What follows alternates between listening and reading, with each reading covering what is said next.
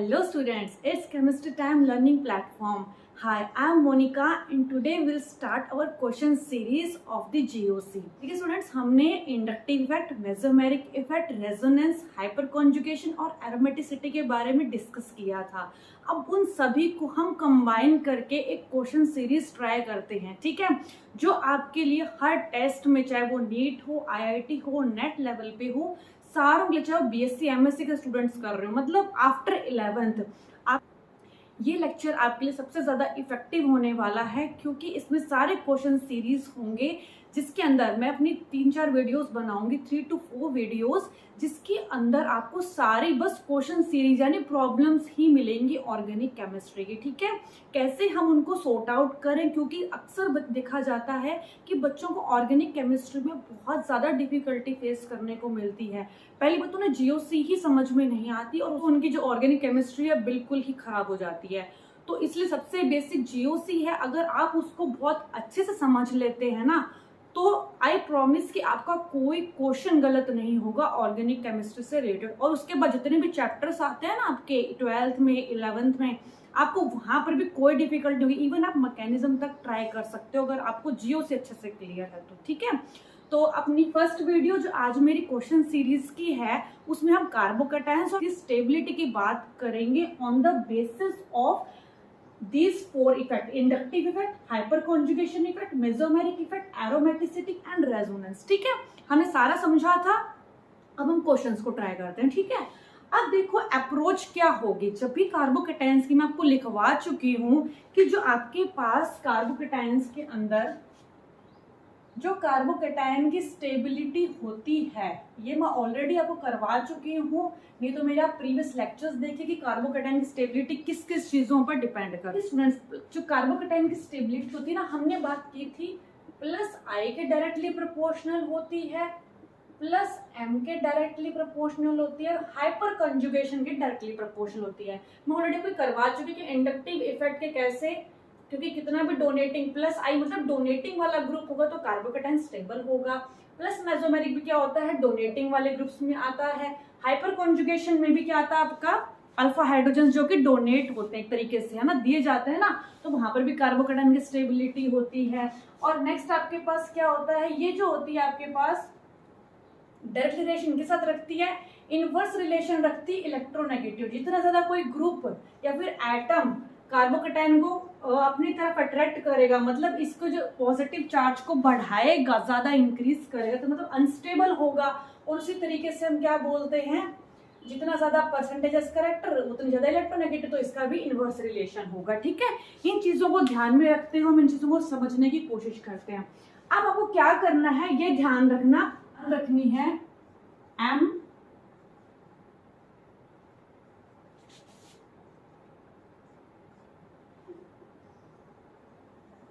ऐसे लिखते हो ना, मार ही डाला, तो मार ही, ठीक है ना, मार ही डाला से याद रख लेना, थोड़ा सा हिंट है ये।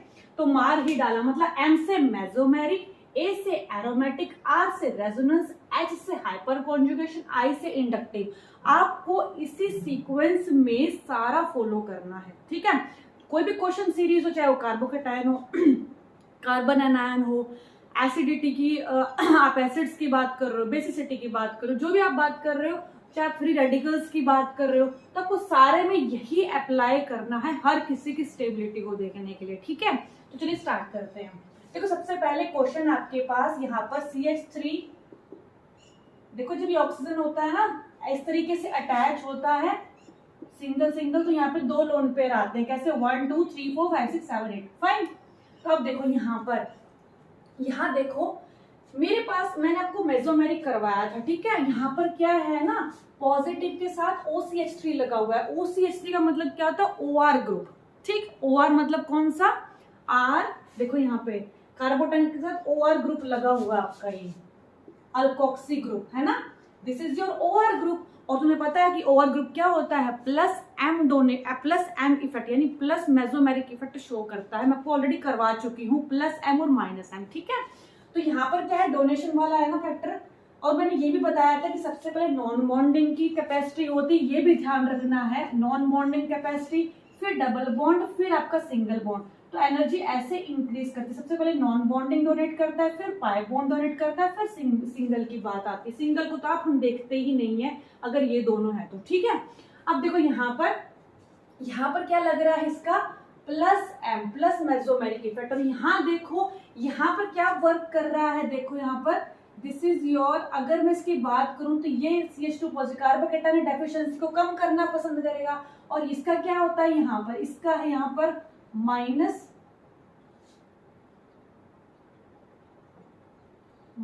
आई इफेक्ट होगा। इसका कार्बोकेटायन का क्या होता है माइनस आई, मैं आपको बता चुकी जैसे स्पीशीज पर पॉजिटिव चार्ज होता है उनका माइनस आई इफेक्ट होता है, ठीक है। और इसका क्या होगा प्लस आर इफेक्ट यहाँ पर, क्यों? क्योंकि इसकी डेफिशिएंसी को कम करेगा, बढ़ाएगा थोड़ी। इस पर पास तो इलेक्ट्रॉन से नहीं, कहां से लेगा बेंजीन रिंग, ठीक है। तो कॉन्जुगेशन में जाने के लिए ये अपने इलेक्ट्रॉन्स कहां शिफ्ट करते हैं कार्बोकेटायन के टुवर्ड, ताकि अपने डेफिशिएंसी को इसकी कम कर सके। तो फिनाइल रिंग क्या कर रही है इसकी ये दिस इज फिनाइल रिंग क्या कर रही है इसकी डेफिशिएंसी को कम करने की कोशिश कर रही है, ठीक है। मैंने आपको बताया था कि जो कार्बोकेटायंस होते हैं अनस्टेबल स्पीशीज होती है, 6 इलेक्ट्रॉन्स होते हैं इनके पास, इंटरमीडिएट्स होते हैं आपके ये अनस्टेबल। तो यहाँ पर क्या होता है ये अपने चार्ज को कैसे कम करेंगे, कहीं ना कहीं से अगर पॉजिटिव के पास नेगेटिव आ जाए तभी तो न्यूट्रल बनेगा। और मैंने आपको कहा था चार्ज स्पीशीज अनस्टेबल होती हैं देन द न्यूट्रल स्पीशीज, कहा था ना। तो उसी तरीके से कि चार्ज स्पीशीज जो है वो क्या करेगी अपनी डेफिशिएंसी को कम करेगी, ठीक है ना, ताकि उसको इलेक्ट्रॉन्स मिल जाए अपने उसके ऑक्टेट, ताकि वो अपने ऑक्टेट को कंप्लीट करने में उसको हेल्प मिले, ठीक, डेफिशिएंसी को कम कर सके। अब देखो इसका प्लस आ रहा है तो यहाँ से इलेक्ट्रॉन जाएंगे आपके, ठीक है, यहाँ पर पॉजिटिव चार्ज, फिर यहाँ से, तो यहाँ पर रेजोनेंस है, ठीक है ना। तो रेजोनेंस की वजह से यहाँ पर क्या आपके पास रेजोनेंस, इसका प्लस आ रहा है उसकी डेफिशिएंसी को कम कर रहा है। यहाँ पे ये मेसोमेरिक इफेक्ट है जो इसकी डेफिशिएंसी को कम कर रहा है। अब देखो स्टेबिलिटी जो है तीनों के ऊपर डिपेंड कर रही है यहाँ पे, आई एम और हाइपर कॉन्जुगेशन। तो मैंने कभी बताया MARHI, मार ही डाला से आप इसको याद रखोगे। एम से क्या मेसोमेरिक, तो मेसोमेरिक यहाँ लग रहा है, देन लग रहा है आपका रेजोनेंस। देखो यहाँ पर पहले एम देखना है मेसोमेरिक सबसे बड़ा फैक्टर है। देखो सबसे पहले मेसोमेरिक लगेगा, फिर एरोमेटिक लगेगा, फिर रेजोनेंस लगेगा, फिर हाइपर कॉन्जुगेशन, फिर इंडक्टिव, ठीक है। आपको ये सीक्वेंस को फॉलो करना है। तो मेसोमेरिक पहले लगेगा, यानी कि ये वाला फैक्टर ज्यादा प्रीडोमिनेंट होगा तो ये ज्यादा स्टेबल होगा, ठीक। रेजोनेंस तो बाद में आता है, पहले मेसोमेरिक वाला स्टेबल करेगा, ठीक। नेक्स्ट देखो कार्बोकेटायन में दोनों में देखो, क्योंकि हमें अनचार्ज, ध्यान हमेशा ये देखो हर जगह हर चीज अप्लाई मत कर देना, ये चीज ध्यान रखना किन किन फैक्टर्स के ऊपर डिपेंड करता है। दूसरी बात मैंने आपको बता दिया ये वाला रूल फॉलो करना है। थर्ड वन इज उसको डेफिशिएंसी कम करनी। कार्बन एनायंस में उल्टा होता है, क्योंकि कार्बन एनायंस के अंदर क्या होता है नेगेटिव चार्ज होता है, तो उसको कोई खींचने वाला चाहिए ताकि उसकी जो उसकी एक्सेस इलेक्ट्रॉन्स उसको कम कर सके, ठीक है। तो कार्बन आयंस थोड़ा सा उल्टा होगा। कार्बोकेटायंस को तो इलेक्ट्रॉन्स दिए जाते हैं ताकि देखो पॉजिटिव है तो कहीं से इलेक्ट्रॉन आएंगे, नेगेटिव आएंगे तभी तो न्यूट्रल बनेगा। और हमने कहा था कि अनचार्ज जो होता है वो ज्यादा स्टेबल होता है चार्ज से, हमने रेजोनेटिंग स्ट्रक्चर्स में भी ये चीज स्टडी की थी, ठीक है। तो इस फैक्ट को अप्लाई करते जाओ, ठीक है। अब देखो जहां पर भी ना थोड़ा सा डेविएशंस आएंगी वहां मैं आपको बताऊंगी कि वहां पर आपको क्या देखना है, ठीक है। जहां एक्सेप्शंस आते हैं वहां पे भी ध्यान रखना है आपको। तो पहले तो यही समझ लो, पहले सिंपल टू कॉम्प्लेक्स मूव कर रहे हैं हम, ठीक है। अब देखो यहाँ पर देखो, अब कौन सा स्टेबल है वो देखो। यहाँ पर क्या है मेरे पास बताओ, अगर यहाँ पर है pi sigma positive, pi sigma positive, pi sigma pi, ठीक है। तो यहाँ पर क्या है कॉन्जुगेशन तो है ही, मतलब रेजोनेंस तो है ही, प्लस में 6 पाई इलेक्ट्रॉन्स हैं। तो मैंने आपको ये बता चुकी हूँ। एरोमेटिक में देख लेना, ये जो ट्रोपाइलियम आयन होता है इसको ट्रोपाइलियम आयन कहा जाता है, ये एरोमेटिक होता है, मैं करवा चुकी हूँ ऑलरेडी, ठीक है। तो ये आपके पास एरोमेटिक है, ठीक। यहाँ देखो यहाँ पर सिर्फ रेजोनेंस होगा। देखो ये रिंग एरोमेटिक है, फाइन, कोई दिक्कत नहीं है। आप बोलोगे ना ये भी एरोमेटिक है, ये भी एरोमेटिक है, बट यहाँ पर क्या है ना रेजोनेंस तो होगा ही होगा, क्योंकि हमें कार्बोकेटायन की स्टेबिलिटी देखनी है। तो कार्बोकेटायन की स्टेबिलिटी देखते टाइम क्या होगा कि ये जो पाई बॉन्ड के इलेक्ट्रॉन्स है वो कहाँ शिफ्ट कर जाएंगे, ऊपर के तरफ, ठीक है। क्योंकि लूजली हेल्ड होते हैं पाई इलेक्ट्रॉन्स, तो पाई इलेक्ट्रॉन्स ही मूव करते हैं। मैंने आपको अभी बताया था नॉन बॉन्डिंग, फिर पाई इलेक्ट्रॉन्स के डोनेशन होती है, तो पाई इलेक्ट्रॉन्स ही डोनेट होंगे। अब यहाँ देखो यहाँ पर ये इसकी कमी को पूरा करेंगे, यहाँ पॉजिटिव चार्ज, ठीक है। तो यहाँ पर रेजोनेंस आएगा, यहाँ एरोमेटिसिटी तो डिस्टर्ब हो ही जाएगी। क्यों डिस्टर्ब होगी, देखो ये इस तरीके से है, फिर यहाँ पर ये इसको तो स्टेबल कर देगा, खुद अनस्टेबल बन जाएगा, क्योंकि एरोमेटिसिटी पहले 6 पाई इलेक्ट्रॉन्स थे, अब 4 पाई इलेक्ट्रॉन्स रह गए यहाँ सिर्फ, ठीक है ना। तो यहाँ पर मैं कह सकती हूँ एरोमेटिसिटी फैक्टर मत लगाना, क्योंकि डायरेक्ट अगर रिंग के अंदर positive negative charge direct ring के अंदर, तब एरोमेटिसिटी यूज करते हैं, ठीक है। अदरवाइज तो रिंग के बाहर है, ठीक है, उसका तो कोई लेना देना ही नहीं। एरोमेटिसिटी तो हाँ खुद में जो रिंग थी ना वो खुद एरोमेटिक थी, ठीक है ना, तो वो बाहर वाले का कोई उसका रोल नहीं था एरोमेटिसिटी में, लेकिन यहाँ पर इस पॉजिटिव का रोल है इस एरोमेटिसिटी में। तो एरोमेटिक ये वाला होगा, ये वाला एरोमेटिक है, बट यहाँ एरोमेटिसिटी डिस्टर्ब होगी बिकॉज ऑफ दिस कार्बोकेटाइन, ठीक।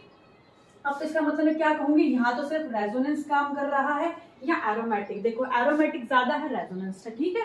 नेक्स्ट देखो यहाँ पर भी वही करना है, यहाँ पर रेजोनेंस होगा, अभी बताया था, ठीक है। और ये क्या है यहाँ पर, अब मुझे बताओ, यहाँ पाई बॉन्ड तो है नहीं, तो इसका सिर्फ प्लस आई इफेक्ट लगेगा CH3 ग्रुप का, मैं करवा चुकी हूँ। अल्काइल ग्रुप प्लस आई प्लस इंडक्टिव इफेक्ट शो करते हैं, ठीक है। स्लाइटली डिस्प्लेसमेंट होती है इलेक्ट्रॉन्स की, तो प्लस आई की वजह से ये स्टेबलाइज होगा। यहाँ पर मतलब इलेक्ट्रॉन्स कहाँ जा रहे हैं, मतलब इलेक्ट्रॉन्स यहाँ जा रहे हैं पॉजिटिव नेगेटिव न्यूट्रलाइज, यहाँ से इलेक्ट्रॉन्स रेजोनेंस की वजह से पॉजिटिव नेगेटिव न्यूट्रलाइज, ठीक है। तो रेजोनेंस ज्यादा है कि इंडक्टिव ज्यादा है, देखो इंडक्टिव सबसे लास्ट में है, रेजोनेंस यहाँ पर है, ठीक। एक बात और बता देती हूँ, मैंने आपको बताया था aromatic then non aromatic then anti aromatic. Anti aromatic सबसे ज्यादा अनस्टेबल करता है, कहीं पर भी आपको एंटी एरोमेटिक मिल जाए ना तो सबसे लास्ट में ही होगा, क्योंकि वो सबसे ज्यादा अनस्टेबल करता है। बाकी सारे तो स्टेबलाइज तो कर रहे हैं ना, वो अनस्टेबल ही करता है सीधा, ठीक है। तो अगर आपके पास एंटी एरोमेटिक आ जाए ना, तो एंटी एरोमेटिक तो ऑलवेज लास्ट में, उससे पहले नॉन एरोमेटिक कर देना, ठीक है। अब देखो यहाँ पर क्या है, यहाँ देखो यहाँ प्लस आई है, यहाँ पर क्या है, कुछ भी नहीं है, यहाँ तो कोई ग्रुप है ही नहीं, यहाँ प्लस आई से हो रहा है, यहाँ कोई ग्रुप ही नहीं, तो प्लस आई वाला ही रह जाएगा, और तो कोई ग्रुप है नहीं, ठीक है ना। यहाँ तीनों में देखो, अब मुझे ये पता है कि यहाँ पर एक बात बताओ, ये इस तरीके से होगा CH3 पॉजिटिव, ठीक। अब देखो मैं एक बात बता देती हूँ, हमने देखा था कि जब हम हाइपर कॉन्जुगेशन को देखते हैं तो हाइपर कॉन्जुगेशन के लिए ना अल्फा कार्बन होना चाहिए, उसके ऊपर अल्फा हाइड्रोजन होना चाहिए, तो हाइपर कॉन्जुगेशन नहीं लगेगा यहाँ पर। हाइपर कॉन्जुगेशन कब होता, जब यहाँ पर आपके पास CH3 कुछ होता है या फिर CD3 कुछ होता है, ठीक है। मतलब इस कार्बोकेटाइन के साथ, मतलब कोई भी मेन जो ग्रुप होता है उसके साथ जो कार्बन लगता है वो अल्फा होता है। अब मेन ग्रुप इसमें क्या है, कार्बोकेटाइन, तो कार्बोकेटाइन के साथ वाला अल्फा होगा, तब हाइपर कॉन्जुगेशन वर्क करेगा। यहाँ हाइपर कॉन्जुगेशन वाला काम नहीं कर रहा, यहाँ इंडक्टिव इफेक्ट काम कर रहा है, ठीक। और मैंने आपको बताया था P is greater than D is greater than H, इसलिए कराया था क्योंकि बहुत इंपॉर्टेंट है, इसको मार्क कर लो, ठीक है। जहां मार्क करने बोलती है वहां मार्क किया करो। ट्राइटियम ड्यूटेरियम, हाँ जहां पर प्रॉब्लम्स आती हैं, मुझे पता है बच्चे कहाँ पर गलती करेंगे, क्वेश्चंस को रॉन्ग करते हैं, वो ध्यान रखना आपको, ठीक है, ताकि क्वेश्चन आपके गलत ना हो कहीं से भी ऑर्गेनिक में। ट्राइटियम का ज्यादा इंडक्टिव है देन ड्यूटेरियम देन हाइड्रोजन। अब मुझे बताओ इसका ये, सॉरी दिस इज T, ठीक है। ट्राइटियम का इंडक्टिव इफेक्ट ज्यादा होगा, फिर ड्यूटेरियम का, फिर हाइड्रोजन का, तो प्लस आई इफेक्ट लेफ्ट जहां पर सबसे ज्यादा होगा तो सबसे ज्यादा पॉजिटिव को न्यूट्रलाइज करेगा, मतलब डेफिशिएंसी को कम करेगा, ठीक है। नेक्स्ट देखो यहाँ पर, यहाँ देखो यहाँ पर ये ऑक्सीजन है, ठीक है ना, दिस वन इज ऑक्सीजन। अब यहाँ देखते हैं फिनाइल है, मतलब एक यहाँ पर कौन सा ग्रुप लगा हुआ है, ये दिस इज फिनाइल ग्रुप, ठीक है। तो यहाँ पर भी फिनाइल लगा हुआ है, यहाँ पे भी ठीक है, यहाँ पे भी। अब देखो यहाँ पर तो काम कर रहा है आपका एरोमेटिसिटी, मैं भी बता चुकी हूँ आपको, ठीक है। 1 2 3 4 5 6 पाई इलेक्ट्रॉन, जिसने मेरी एरोमेटिसिटी की वीडियो नहीं देखी वो देख लेना, उसमें आपको पता चल जाएगा कि एरोमेटिक कैसी है, ठीक है। नेक्स्ट देखो यहाँ पर दिस इज योर ऑक्सीजन, ठीक है। फिनाइल तो सब में कॉमन है इन तीनों में। अब सबसे पहले तो आएगा आपके पास, देखो इसको कर लेते हैं 1, this is your 2, this is your 3 and this is your 4। तो सबसे पहले तो आपके पास 4 आ गया बिकॉज ऑफ दिस एरोमेटिसिटी। नहीं सॉरी मेसोमेरिक भी आपका, यहाँ देखो ध्यान से, यहाँ देखो तीनों में फिनाइल है, यानी तीनों यहाँ पर इसी तरीके से शो होगा। इस कार्बोकेटाइन को तीनों क्या करेंगे, रेजोनेंस। देखो मैं एक बता देती हूँ आपको, यहाँ पर आपकी एक फिनाइल रिंग है, ठीक है, तो ये कॉन्जुगेशन में जाएगी, ठीक। अब यहाँ से इस रिंग का लग रहा है प्लस आई, और तो कोई फैक्टर है नहीं, प्लस आई है और रेजोनेंस है, 2 फैक्टर काम कर रहे हैं यहाँ पर कार्बोकेटाइन की स्टेबिलिटी के लिए। यहाँ देखो, यहाँ पर आपके पास ये भी फिनाइल है, सॉरी यहाँ पे एक पॉजिटिव चार्ज लगा लो, यहाँ देख लेना, यहाँ पॉजिटिव लगा लो, ठीक है। अब देखो यहाँ पर क्या है, इंडक्टिव रेजोनेंस लग रहा है, यहाँ क्या लग रहा है, रेजोनेंस, इससे भी ज्यादा, क्यों? यहाँ इंडक्टिव था ना, यहाँ रेजोनेंस, यहाँ इंडक्टिव, और यहाँ पर ये जो फिनाइल ग्रुप लगा हुआ है ना, इसकी वजह से रेजोनेंस। ठीक, यहाँ देख लेते हैं, यहाँ देखो, यहाँ क्या कर रहा है, दिस इज योर, ये जो आपके पास O ग्रुप है, O का ग्रुप क्या होता है, डोनेशन, मतलब प्लस M इफेक्ट होता है, तो प्लस M भी है। ठीक है, मैंने आपको बताया था ना अल्कीन्स की स्टेबिलिटी भी देखी जाती है मेसोमेरिक इफेक्ट की वजह से। ठीक है, प्लस M भी है, रेजोनेंस भी है। ठीक है, और यहाँ पर एक और रेजोनेंस, मतलब रेजोनेंस यहाँ पर भी, रेजोनेंस यहाँ पर भी, मतलब कॉन्जुगेशन तीनों में हो रही है लगातार। ठीक है, तो प्लस M रेजोनेंस 2 बार है, एक यहाँ पर भी है, यहाँ पर भी, तो रेजोनेंस खाली है। ठीक है, यहाँ एरोमेटिसिटी हो गया। अब मुझे ये बताओ सबसे ज्यादा स्टेबल कौन सा होगा? सबसे पहले देखो मेसोमेरिक वाला, यानी कि थर्ड वन, 1 2 3 दिस वन। ठीक है, देन होगा आपका एरोमेटिक यानी फोर्थ वाला, देन आपके पास होगा रेजोनेंस। रेजोनेंस देखो बेटा यहाँ पे इन दोनों में कंपैरिजन करते हैं। ठीक है, यहाँ रेजोनेंस देखो, यहाँ पर कॉन्जुगेशन ज्यादा है, ऊपर वाले के साथ सेम है दोनों। ठीक है, लेकिन यहाँ अंदर वाले में कोई कॉन्जुगेशन नहीं थी, यहाँ पे अंदर वाले में भी कॉन्जुगेशन है, तो ये ज्यादा स्टेबल होगा। More conjugation, more stability, more resonance structures और मोर रेजोनेंस एनर्जी। ठीक, तो second and this one is your first, तो ये आपके पास स्टेबिलिटी ऑर्डर होगा। ठीक है, नेक्स्ट देखते हैं, this is your question number 7।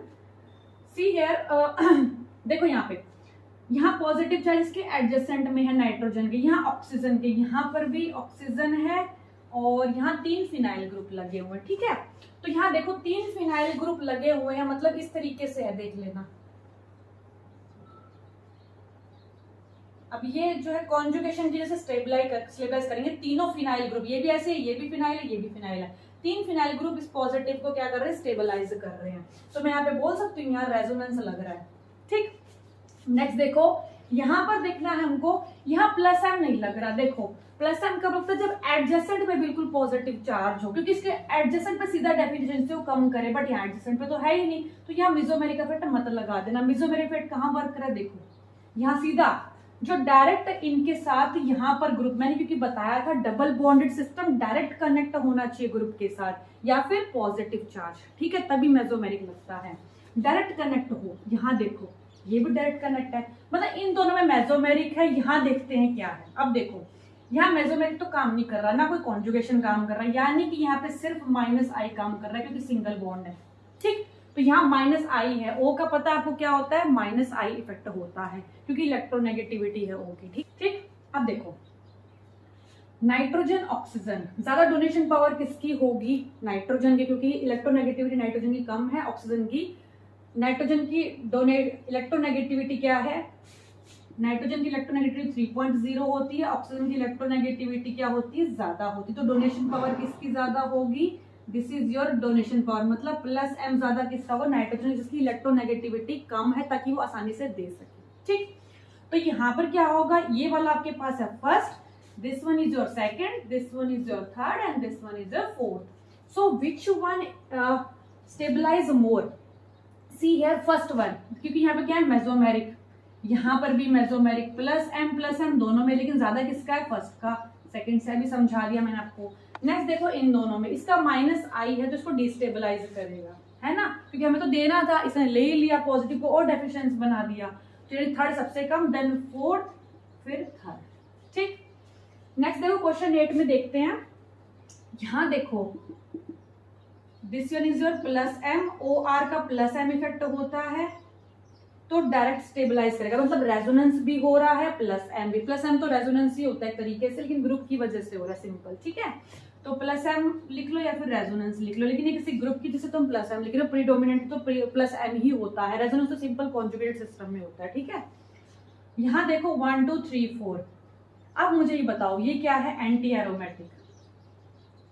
देखा, पाई प्लस सारे के सारे sp2 हैं, प्लेनर है, साइक्लिक है, anti aromatic 4n pi electrons हैं। ठीक है, यहाँ देखो 1 2 3 4 5 6 6 पाई इलेक्ट्रॉन्स हैं, एरोमेटिक है।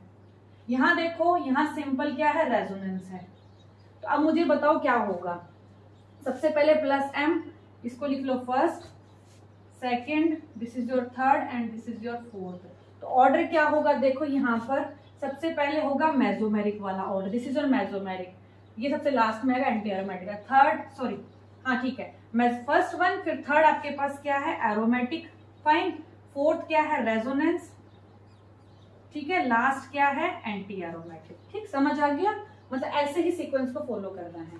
नेक्स्ट देखो यहाँ पर, यहाँ देखो यहाँ पर क्या है 1 2, ये CH3 ग्रुप है, 1 2 3 4 5 अल्फा हाइड्रोजन है यहाँ पर, ठीक है। This is your 5 alpha hydrogen. इस कार्बोकैटायन को क्या कर रहे हैं स्टेबल कर रहे हैं। यहाँ से भी बाद में ये आएगा, फिर ये 3 आएंगे, ठीक है।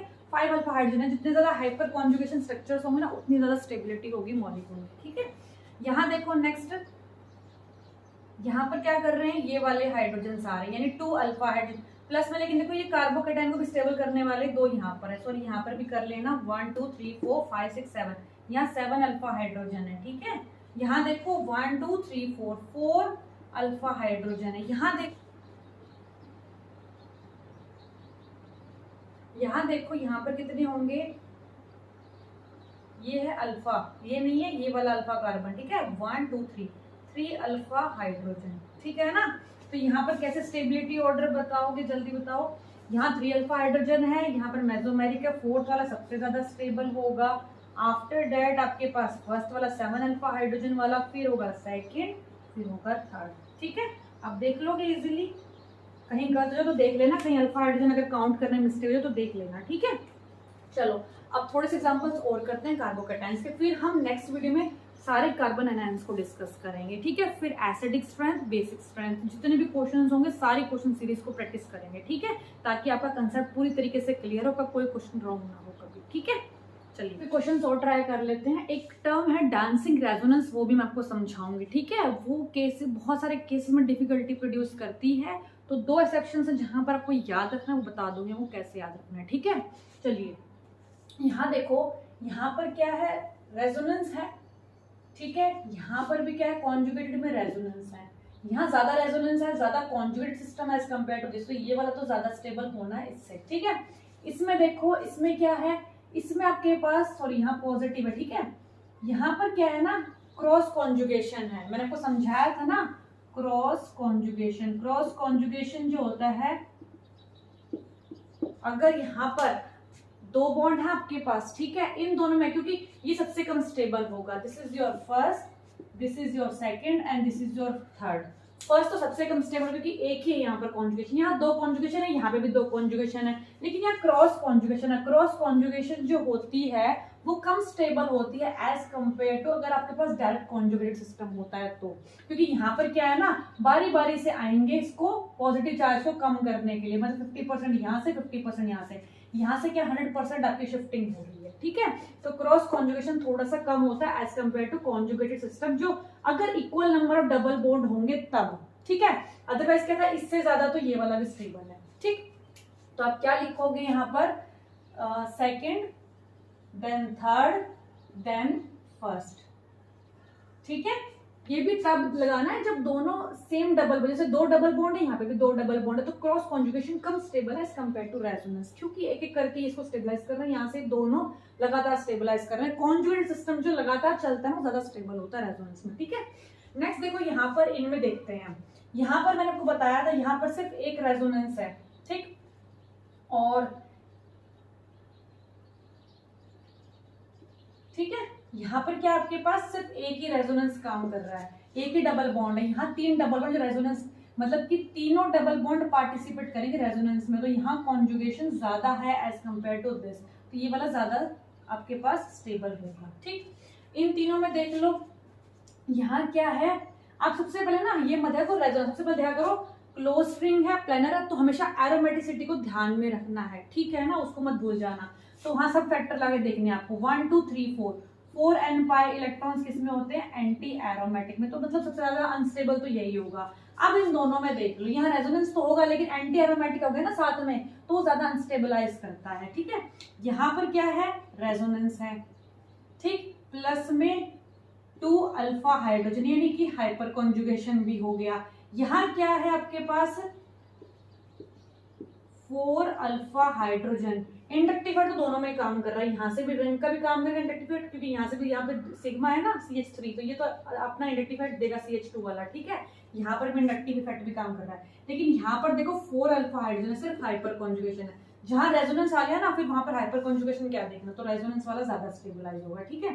तो सबसे ज्यादा देखो फर्स्ट ये, सेकंड ये, थर्ड ये, तो स्टेबिलिटी ऑर्डर क्या होगा इनका, सबसे कम थर्ड, सबसे ज्यादा कौन सा है, सेकंड और फर्स्ट, ठीक है, सेकंड फर्स्ट थर्ड। नेक्स्ट देखो यहाँ पर क्या है, ऑक्सीजन है ये, ठीक है, यहाँ नाइट्रोजन है, इसका मेसोमेरिक इफेक्ट काम करेगा दोनों का, क्योंकि डायरेक्ट पॉजिटिव आपके इसका कनेक्ट है, तो इसका भी प्लस एम है, इसका भी प्लस एम है। ज्यादा प्लस एम किसका है वो देखो, अगर माइनस एम आ जाता ना तो वो डिस्टेबलाइज करेगा, ध्यान रखना, वही मैंने इसलिए क्वेश्चन लिया आपका। ये प्लस एम है, प्लस एम है, देख लिया, यहाँ पर कोई प्लस एम नहीं है, यहाँ पर सिर्फ रेजोनेंस है, और यहाँ पर आपके पास इंडक्टिव भी काम कर रहा है, प्लस में हाइपर कॉन्जुगेशन, मतलब हाइपर कॉन्जुगेशन 3 अल्फा हाइड्रोजन है ना इसके साथ, तो हाइपर कॉन्जुगेशन भी है, रेजोनेंस भी है, ठीक है, 3 अल्फा हाइड्रोजन की वजह से हाइपर कॉन्जुगेशन है। यहाँ देखो प्लस मेसोमेरिक इफेक्ट है, प्लस में रेजोनेंस भी है, रेजोनेंस प्लस मेसोमेरिक, यहाँ पे भी रेजोनेंस भी है प्लस मेसोमेरिक भी है, ठीक। अब ऑक्सीजन नाइट्रोजन में इलेक्ट्रोनेगेटिविटी वही कंसेप्ट है, सिंपल सा बता चुकी हूँ आपको, नाइट्रोजन की डोनेशन पावर ज्यादा है एज कम्पेयर टू ऑक्सीजन, तो नाइट्रोजन को ज्यादा मेसोमेरिक इफेक्ट होगा। तो फर्स्ट सेकंड थर्ड, सबसे ज्यादा कौन सा होगा, थर्ड स्टेबलाइज, देन होगा सेकंड, देन होगा फर्स्ट। तो this is your first, this is your second and this is your third, ठीक है। अब इनमें देख लेते हैं, पॉजिटिव चार्ज है, यहाँ पे पॉजिटिव, यहाँ पॉजिटिव, यहाँ पे ऑक्सीजन है, यहाँ पर क्या है देखो, यहाँ पर CH2, this is your alpha carbon, तो 2 अल्फा हाइड्रोजन है, 2 अल्फा हाइड्रोजन प्लस इंडक्टिव भी है ये, ठीक है। तो इंडक्टिव तो देखना ही नहीं होता वैसे भी अगर है तो, इंडक्टिव प्लस हाइपर कॉन्जुगेशन दोनों है यहाँ पर, ठीक है। यहाँ पर क्या है देखो, this is your plus M, plus M ज्यादा स्टेबलाइज करता है, ये देखो इसका क्या है माइनस एम, क्योंकि डायरेक्ट अनसैचुरेटेड सिस्टम से जुड़ा हुआ है, मैंने आपको समझाया था CO double bond, unsaturated system यानी डबल बॉन्ड जहां कनेक्ट होता है दो इलेक्ट्रोनेगेटिव एटम्स के बीच में, डबल बॉन्ड आ जाता है तो उसका माइनस एम इफेक्ट होता है, माइनस एम तो और भी डिस्टेबलाइज करेगा, ठीक है ना। तो देख लो ना यहाँ पर किस तरीके से फ्लक्चुएशन आती है, ये अपनी तरफ इलेक्ट्रॉन डेंसिटी को पुल करेगा तो क्या होगा, पॉजिटिव ज्यादा डेफिशिएंसी और भी क्रिएट होगी, सबसे ज्यादा अनस्टेबल फर्स्ट वाला है, तो कैसे लिखूंगी देखो, सबसे ज्यादा मेसोमेरिक इफेक्ट वाला स्टेबल, फिर है थर्ड वाला, फिर है फर्स्ट, ठीक है। नेक्स्ट देखते हैं, यहाँ पर देखो CCl3, आपके पास CCl3 है एंड यहाँ पर क्या है पॉजिटिव चार्ज। अब मुझे ये बताओ, जो क्लोरीन होता है उसके वैकेंट डी ऑर्बिटल्स भी होते हैं और डोनेशन के लिए इलेक्ट्रॉन्स भी होते हैं, लोन पेयर होते हैं ना इसके पास, नॉन बॉन्डिंग, ठीक है। तो अब मुझे बताओ, लेकिन ये 2p है, ये भी 2p, कार्बन के पास 2p ऑर्बिटल होता है और क्लोरीन के पास 3p ऑर्बिटल जो कि साइज में बड़ा है। मैंने आपको बताया था, जब भी यहाँ पर देखो, यहाँ पर इसका भी प्लस m काम कर रहा है, फ्लोरीन का भी क्या करेगा, प्लस m काम करेगा, जैसे क्लोरीन का काम कर रहा है, लेकिन यहाँ पे 2p और ओवरलैपिंग होगी, यहाँ पे 2p 3p ओवरलैपिंग होगी, ज्यादा अच्छी इफेक्टिव ओवरलैपिंग। मैंने आपको बताया था जब मेसोमेरिक इफेक्ट पढ़ाया था, सबसे पहले एक्सटेंट ऑफ ओवरलैपिंग ही देखते हैं, चाहे आप रेजोनेंस में देख रहे हो चाहे आप मेसोमेरिक में देख रहे हो, ठीक है। तो एक्सटेंट ऑफ ओवरलैपिंग सबसे ज्यादा किस में होगी, 2p में, ठीक है ना। यहाँ वो वाला फैक्टर मत लगा देना, माइनस इंडक्टिव इफेक्ट वाला, जब अगर आपका रेजोनेंस, अगर आपका मेसोमेरिक वहां काम कर रहा है ना, तो वो ज्यादा प्रीडोमिनेंट है इंडक्टिव से, मैंने आपको भी बताया है मार्गी से, ठीक है। तो मेसोमेरिक सबसे ज्यादा इफेक्टिव होगा अगर वहां पे मेसोमेरिक आ रहा है तो आपका, ठीक है।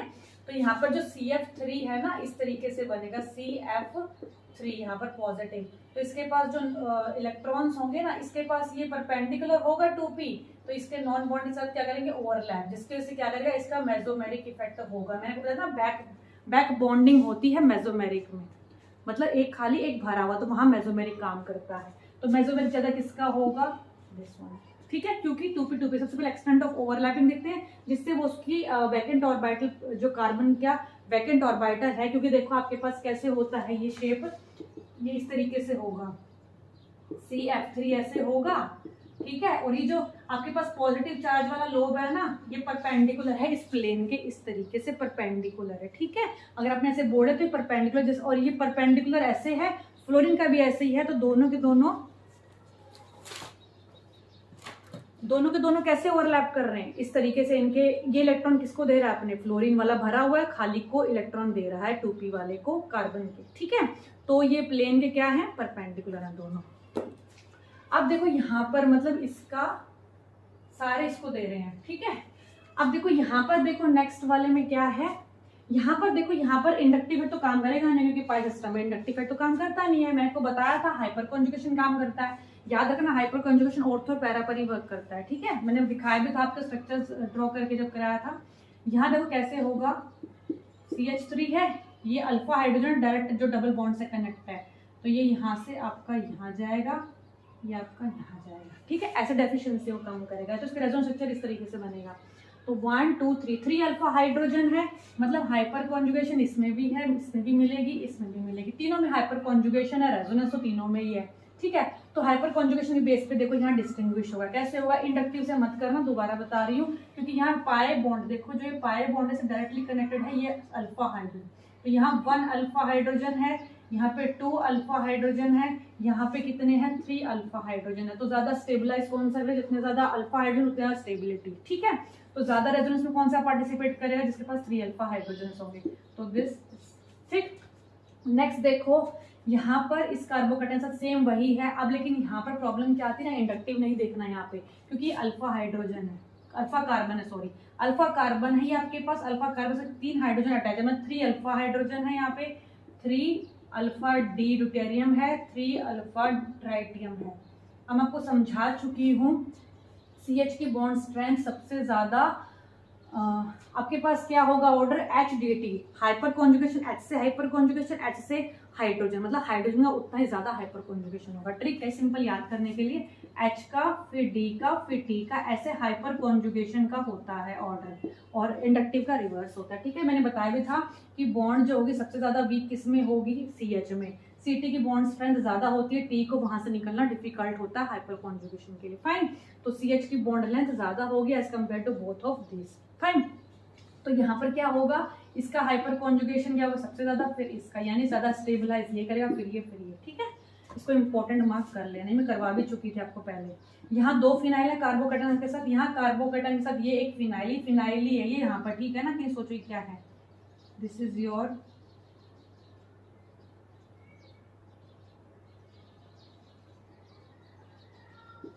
ये भी ऐसे है और ये भी ऐसे ही फिनाइल है, 2 फिनाइल लगे हुए हैं, ठीक है।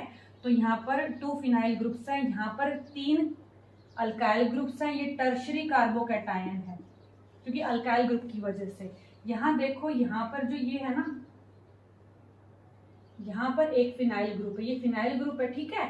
तो यहाँ पर एक फिनाइल ग्रुप है, ये प्राइमरी वाला जिसके पास एक फिनाइल है, यहाँ पे 2 फिनाइल ग्रुप वाला तो सेकेंडरी वाला, क्योंकि 2 कार्बन से अटैच है, देखो this carbon this carbon this carbon, ये एक कार्बन से तो प्राइमरी वाला फिनाइल ग्रुप वाला अटैच है, ये फिनाइल वाला, ये सेकेंडरी फिनाइल वाला। तो कार्बोकेटाइन की स्टेबिलिटी हमेशा ध्यान रखना, जहां 3 फिनाइल हो गए ना, 3 फिनाइल वो सबसे ज्यादा स्टेबल होता है, ठीक है। फिर क्योंकि रेजोनेंस ज्यादा हो रहा है, यहाँ पर तो इंडक्टिव काम कर रहा है, इंडक्टिव ज्यादा तो रेजोनेंस स्टेबल होता है, ठीक है। फिर होगा सेकेंडरी फिनाइल वाला, ठीक है। टर्शरी मतलब तीनों फिनाइल ग्रुप लगे हुए हैं, 2 फिनाइल ग्रुप लगे हुए तो ये वाला।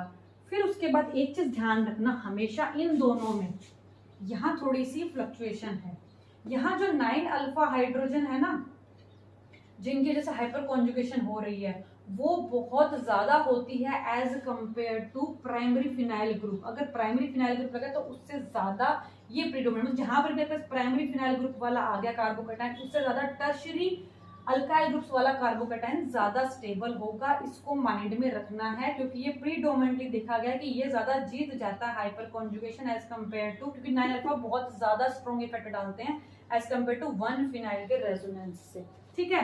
तो इसका क्या होगा, तीनों फिनाइल है वो कार्बोकेटाइन, सेकेंडरी 2 फिनाइल ग्रुप्स है मतलब, ठीक है। और यहाँ पर क्या मैंने बताया, जो टर्शरी अल्काइल वाला है मीन्स दिस वन, फिर आपके पास प्राइमरी फिनाइल वाला, ऐसे ध्यान रखोगे। सबसे पहले तीनों अगर फिनाइल है कार्बोकेटाइन पे तो वो सबसे ज्यादा, फिर 2 फिनाइल वाला सबसे ज्यादा, फिर टर्शरी अल्काइल वाला है, फिर प्राइमरी। यहाँ पर थोड़ा सा फ्लक्चुएशन आता है बिकॉज 9 अल्फा हाइड्रोजन ज्यादा स्टेबलाइज करते हैं प्राइमरी फिनाइल से, तो यहाँ गड़बड़ होती है बच्चों की अक्सर, तो इसको मार्क कर लेना, वेरी इंपॉर्टेंट, ठीक। तो कैसे होगा ऑर्डर, दिस वन फिर ये, ठीक। अब मैं आपको डांसिंग रेजोनेंस समझा देती हूँ, ठीक है। लेकिन अभी हम ना डांसिंग रेजोनेंस के लिए मैं एक अलग से वीडियो बना दूंगी आपकी, वो भी इस कार्बोकैटायन से ही रिलेटेड है। 10 मिनट की वीडियो होगी, वो जरूर देखना। उसमें क्या होगा, कार्बोकैटायंस की स्टेबिलिटी में डांसिंग रेजोनेंस के थ्रू समझाऊंगी कैसे होती है, ठीक है। थोड़ा सा 5-10 मिनट 10 मिनट की लेक्चर होगा, वो जरूर अटेंड करना। फाइन, आई होप आपको समझ में आएगा, क्लियरिटी बनी होगी। यहाँ मैंने ज्यादातर क्वेश्चन प्लस आर वाले नहीं करवाए थे आपको, क्योंकि आपको अभी तक मैंने बताया नहीं प्लस आर माइनस आर, तो वहां पे मैं आपको समझाऊंगी, ठीक है। क्योंकि वहां पर जो रेजोनेंस इफेक्ट होता है आपका, वो ऑर्थो और पैरा पर ही वर्क करता है, जबकि आपके पास इंडक्टिव है वो सारे डायरेक्शंस में काम करता है, चाहे ऑर्थो हो पैरा हो, मेटा डिस्टेंस का कम हो जाता है। और जो हाइपर कॉन्जुगेशन है वो भी ऑर्थो पैरा होता है, ठीक है, उसका इफेक्ट है। तो वो हम बाद में स्टडी करेंगे जब हम पूरा रेजोनेंस इफेक्ट के मतलब पूरा ऑर्थो और पैराडाक्टिल ग्रुप के बारे में बात करेंगे, ठीक है।